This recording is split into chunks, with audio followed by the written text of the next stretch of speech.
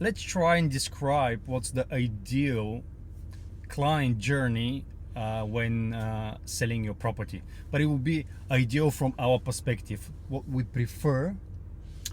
Sort of like a perfect campaign. Perfect campaign from start.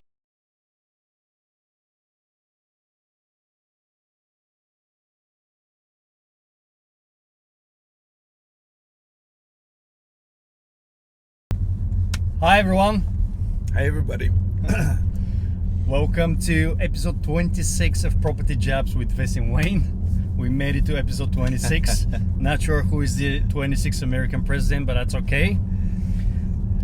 Wayne. I was going to Google it, but I'm driving. I better not get caught Googling that while I'm driving.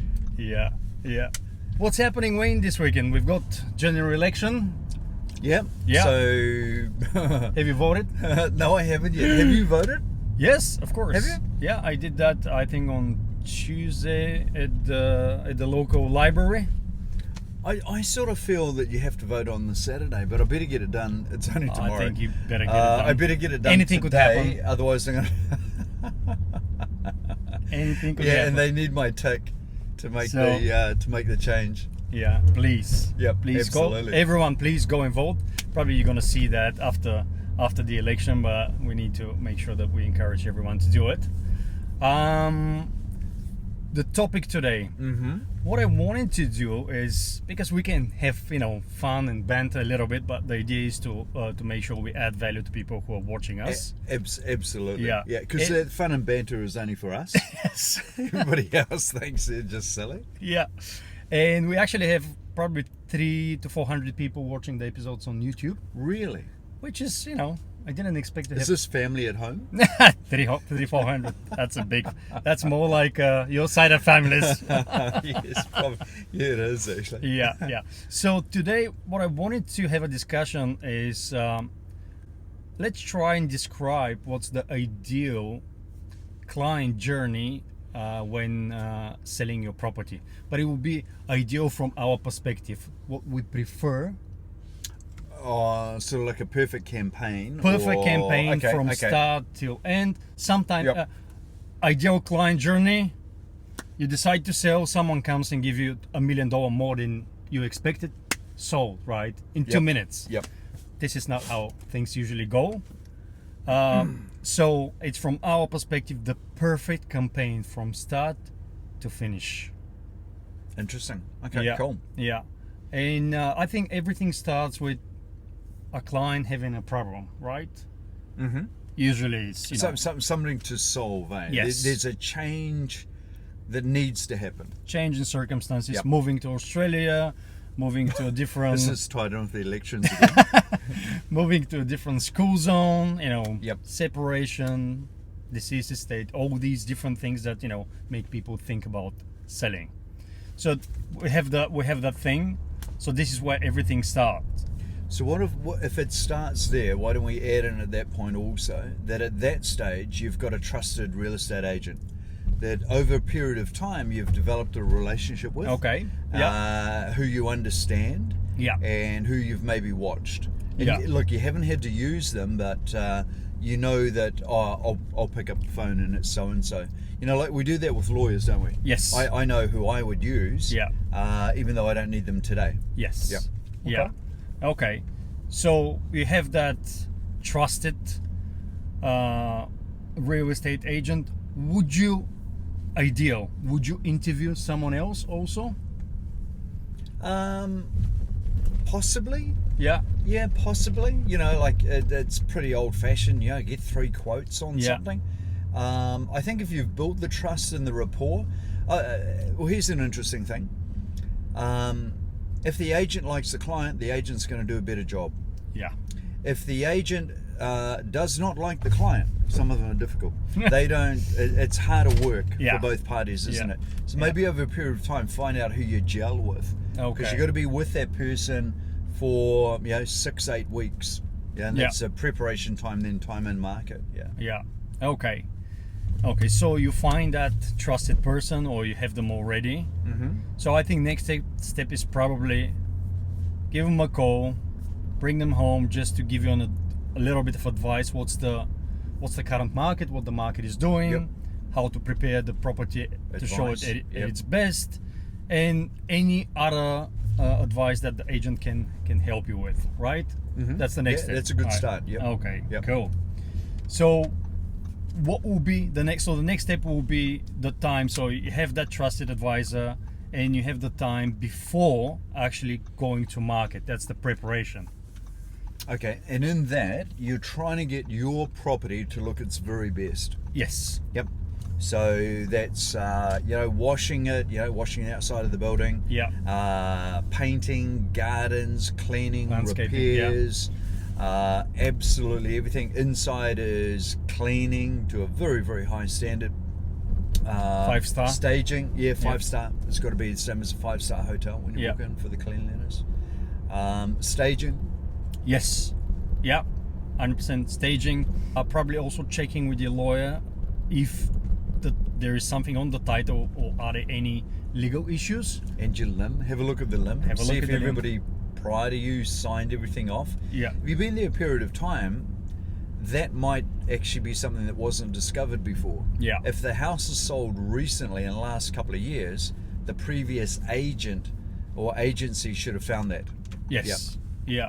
Okay, so legal, then probably do a building inspection Yep. I on like the that. property, just to make sure that you know if there are any issues. If you Yep. can address them immediately and sort them out, great. If not, at least you know if a buyer comes back with a building inspection on their own, if that's true or it's not true. Yeah, and what if there's a fatal flaw? You want to find that out before you're in campaign. Yes. I would expect every buyer, and in fact they don't, but they should. Yes. Every buyer should get a building inspection. Yeah. And every property that's on campaign will normally at least have one. Yeah. So as the vendor, do your own, just so that you know you're neat and tidy. Eh? Yes. Yeah. Yeah. Okay, so next would be probably go over the marketing campaign, or just discuss that with the agent. And in a lot of cases, we also like to have a little bit of participation from the client side, just to see what they like, what they prefer to see, how they prefer to see their property, or which websites sometimes. And just remember, we work as a team, we work together. It's not like us against the client, right, or the homeowner. We work together, it's a team. There's no advantage to the agent in the marketing. There's no margin on it. You Yeah. don't make a profit off it. It is a 100% dollar for dollar in our business. Yes. New Zealand Herald charges us $1. We clients charged $1. Yeah. There's not even 10 cents in it for handling and taking care of that. Yeah. So the advantage is purely for the vendor, so that more buyers see the property. Yeah. And it looks better than the competing properties. Yeah. So what will be, make sure in the marketing campaign you cover all the big websites. That's TradeMe, OneRoof, realestate.co.nz. Make sure you've got beautiful photography. That's part of the ideal campaign. Videography, really, really nicely presented. Not average, but really, really nice. The other thing that you make sure, of course, you need to have a signboard. What Yep, else? yep. Social Social media media. is very, very targeted today, very important. I still like a bit of print. You Yeah. know, like the guys in the base. I like the, like the Eastern Couriers. Yes. It's a scruffy little newspaper. Now those guys will kill me for that. But it is, by the time it gets through the letterbox and it gets inside, Yes. it's got a bit of weather on it. Yeah. But it gets inside. And the pricing is fantastic. So a vendor should look at that and go, okay, that's something that makes it to the kitchen bench. Yeah. Yeah. And because we, property press is unfortunately out of business, so this little small local papers, they don't have a lot of competition. New Zealand Herald is usually a lot more expensive than the little local paper. So yeah, that's a good option. Okay, so you put together a great marketing campaign, great marketing budget. There are now options for some people if they don't have the money to invest in marketing. Yeah, that's a good point. There are very good services. The only thing you pay up front is just a small fee. They call it establishment fee, just for that credit to be approved, and you pay on settlement, which means that's really great. You can tap into for staging, for Yeah. some other preparation on the property also. And that's an independent company, so that's Yeah. not us. Nothing It's to do with independent. us. You say, okay, here's the budget of what you want for your exposure, Yeah. and now you do the finance through these guys. Completely separate from us. Yeah. Yeah. So next step would be, so at least from my point, I usually go to market, or make sure I go to market Wednesday or Thursday. I would prefer probably Wednesdays. What's the thinking? If you go on Monday, there are other properties that will be listed on the same week, so your property will probably not be on top. Gotcha. And you're getting closer to the weekend. People are starting to think about, okay, what are the open homes we're going to go to? Yep. What are the properties we want to see? So, and again, from my perspective, I want to have to go online, to drop the flyers, and to have the signboard at the same time. Yeah. Yeah. I want Perfect. them to work together. So you drive by, you see a sign, you open up Trade Me. Oh, that's the property that I just driven by, right? That's ideal, right? What will be next step? Because I'm just talking too much. How many people to the open homes? Well, it's the length of campaign. I like 4 weeks. Yes. A lot of agents try 3 weeks. I reckon in Auckland, 4 weeks, there's always one weekend that's bad. Yes. It's either too hot or it's too wet, or Yeah. it's got school holidays, or it's Labour got weekend. a public holiday attached to it. Yeah, it just works that way. Yeah. Or you go, geez, we're down on numbers. We're trying to get more people through. So yeah, I'd run 4 weeks, and then there's a mix. Saturday, Sunday open homes. Some people are doing only Sunday. Some people are doing only Saturday. Yeah. And then you got twilight. So I think you work with your agent to work out together what's the best mix and what can the family live with. Yeah. Ideally I do Thursday evening open home. So for example, give an example now. So this weekend we've got elections. Next weekend we've got Labor weekend. So I make sure that Thursday evening is additional. You give the opportunity to people that are going away to have a look at the property, and also show the property in a completely different light. Could be a twilight, different ambience, a little bit probably not dusk, a little bit dark ambience. So the buyers can envision themselves in probably in the evenings when they have dinner, how the property will look. Are you twilights? I know, just Is this Vess? Are your twilights really romantic opens? Is that what you do? You have sort of Romantic. candles going, and do you have, piano playing in the bubbles or- background, and yeah. is that sort of your ambience on your twilights? Yeah.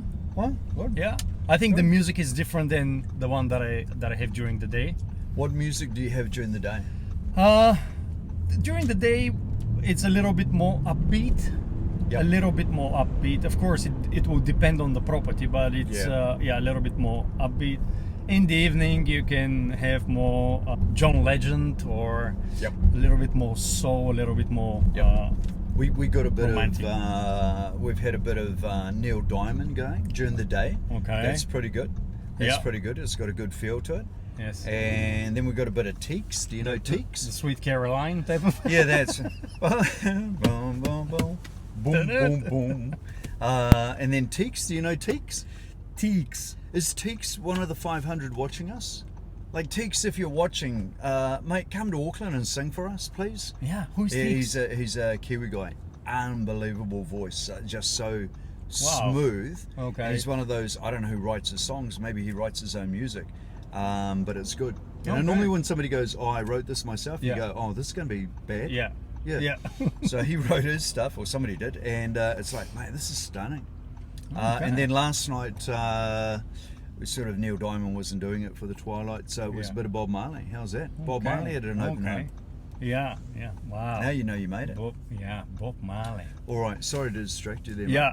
Yep. So additional open home to make sure that, and what I usually do is just, if I have booking for a viewing during the week, Mm-hmm.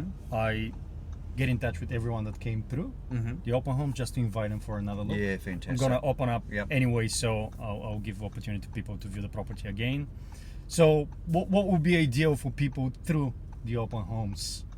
What do you think? It's there is no ideal number of people, right? Oh, okay, but there is a Plenty. ratio. There is a ratio. Yeah. So a couple of numbers, milestones that you should hit, ideally, across 4 weeks or across a campaign, 40 groups. Yeah. That's always been my measurement. 40 groups, we should be okay. Ideally, from the 40 groups, unless there's a challenge on the property, normally 1 in 10 is interested. Yeah. So 4 people. interested parties, and that will be a mix of, normally if you've got 4 interested parties, 1 will be conditional, or you'll lose 1, they'll buy something else. Yeah. And you'll be dealing with 2 or 3. Yeah. And then internet hits, the only one that I want to take as a very quick gauge, is the Trade Me hits. Yeah. So, I don't need to look at all the hits on all the sites. Trade Me, 2,500, 3,000, I go, we're absolutely fine. A lot of people saw it. Then enough people came to it. Yeah. That we have now got what you would call market exposure. Yes. Okay, so that means ideally at auction you have at least 2 people. Well, in our auctions, Ideally. Okay, ideally you have 4. Yeah. And then the bidding runs on. Yes. Yep.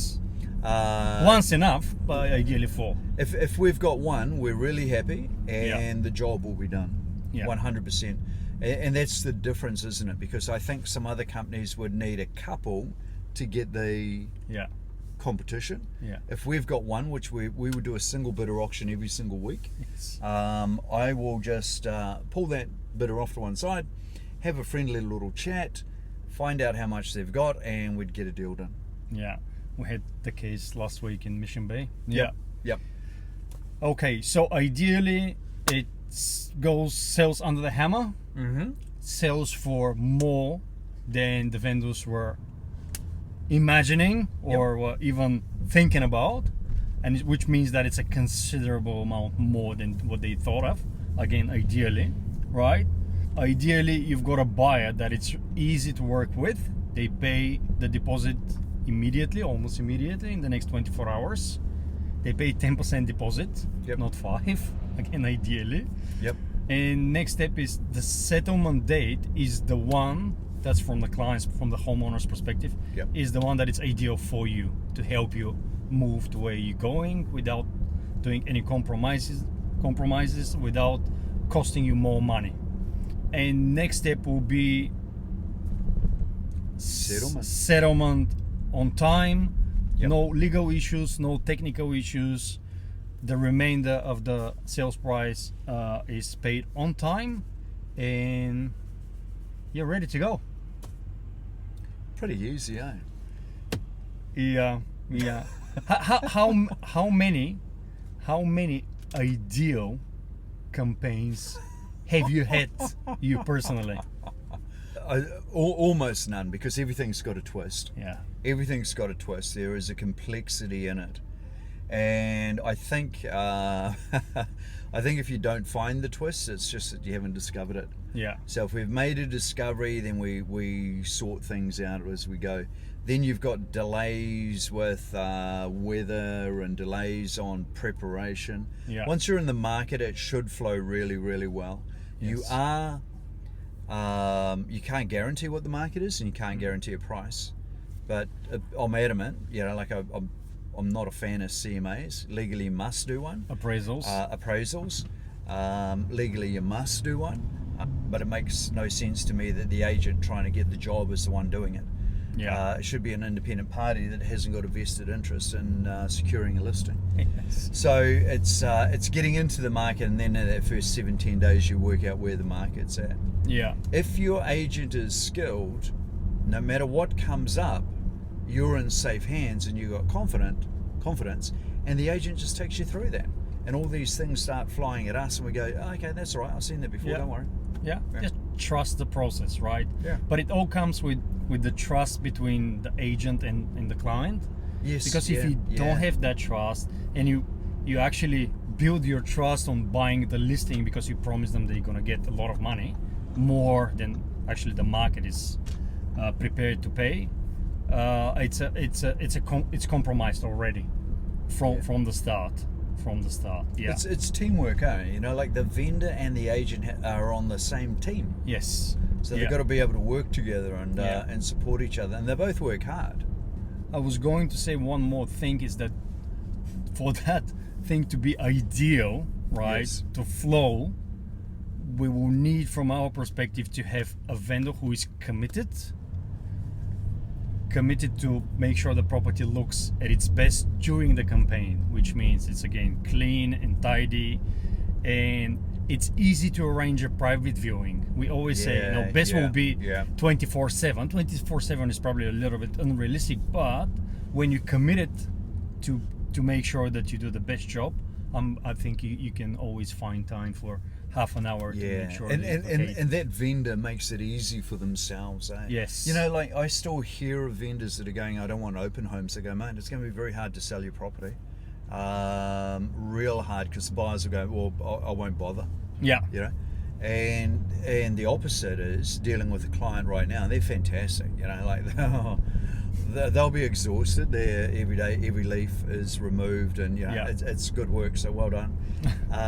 But talking to people that are looking to do a builder's inspection, so with a really good vendor, you can say this: hey guys, whenever your builder's available, just book them. Like you don't even need to check with us. We will open. Yeah. Don't try and juggle. Can we do it? Can they do it? Yeah. The builder goes yes at this time. You go, yeah, done. The agent will open for you. There's no question about it. And you can always tell a good agent from an average or a bad agent. Good agents make sure. Is that by their looks? Like are ugly agents good agents, or is it as simple as that? I know a lot of ugly agents who are really, really good, and a lot of good-looking agents. Name me one ugly agent that's really good. We have to do it offline now on camera. I know a few. Okay, let's go back. So you can always tell a good agent because they remove hurdles instead of putting hurdles in front of buyers, which means that they make the whole process for buying a property easy, really easy. You're still thinking about that ugly agent. This episode is called The Good, the Bad, and the Ugly. Yeah. Did you want me to say Wayne did really well and he's not the most handsome one? We're filtered by branches. That was Rob. Did you see that? I did. Yeah, I saw Rob standing there. Right? We're filtered by branches. So just think about that. You can look around the branches and you can work out where we put all the good-looking ones. Not in Stonefields for sure. But I don't think it's also. It's hard on your colleagues. It's hard on your colleagues. It's not. I'm saying nothing. You're the one that dug this hole, man. Not me. I think probably Mission Bay. Yeah. I think they're younger.